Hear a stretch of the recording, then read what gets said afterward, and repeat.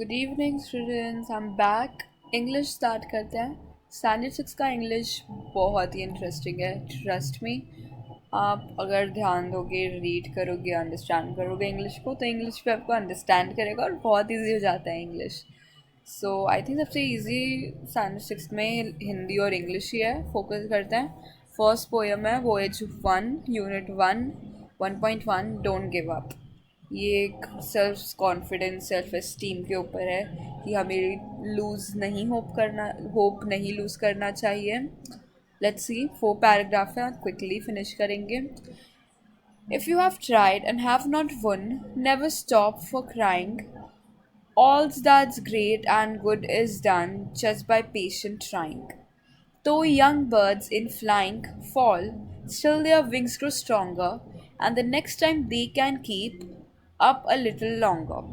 Though the sturdy oak has known many a blast then bore her, she has risen again and grown loftier and prouder.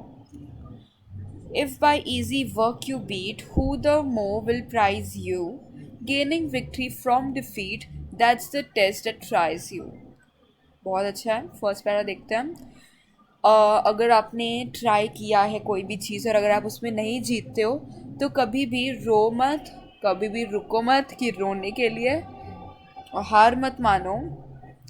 जो भी great है वो होके रहेगा और जो अच्छा ही है वो होके रहेगा। बस पेशेंट रहना है और ट्राई करना है। फर्स्ट पैरा में ये है। इधर दिया है, तो young birds in flying fall. जो यंग बच्चे रहते हैं, जो यंग पंछियाँ रहती हैं, हाँ, वो जब पहली बार दौड़ती हैं, पहली बार उड़ती हैं तो वो गिरती हैं, लेकिन फिर अगली बार उनका जो पंख है वो और स्ट्रॉन्ग होता है। सो हम लोग को भी वैसा बोल रहा है। पहला बार है हम लोग का, हम गिरेंगे, हम लोग फॉल हो जाएंगे, बट फिर नेक्स्ट टाइम हम स्ट्रॉन्गर होके फिर से ट्राई करेंगे और हमारा विंग्स और स्ट्रॉन्ग होगा। ठीक है।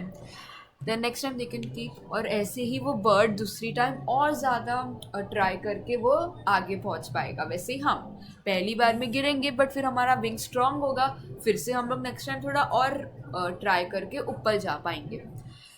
Through the study oak has known many blasted board her. Oak एक ट्री है, उसको बहुत सारे आंधी तूफानों ने उसको वो किया है, क्या बोलते हैं, उड़ाया है, बट वो स्टिल स्ट्रेट खड़ा रहा इतने सारे ब्लास्ट के बाद भी। She has risen again and grown loftier and prouder. जितने बार उसको ये सुनामी जो भी आता है, हवा ने उसको गिराया है, वो उतनी बार राइज अप हुई है अगेन, और वो ग्रो हुई है, प्राउडर खुद पे कि हाँ मैं नीचे गिरी हूँ तभी भी उठ रही हूँ। ऐसे वो ट्री ने भी किया है, तो क्यों नहीं आप कर सकते हो। गिव अप मत करो, गिरोगे फिर से राइज अप हो।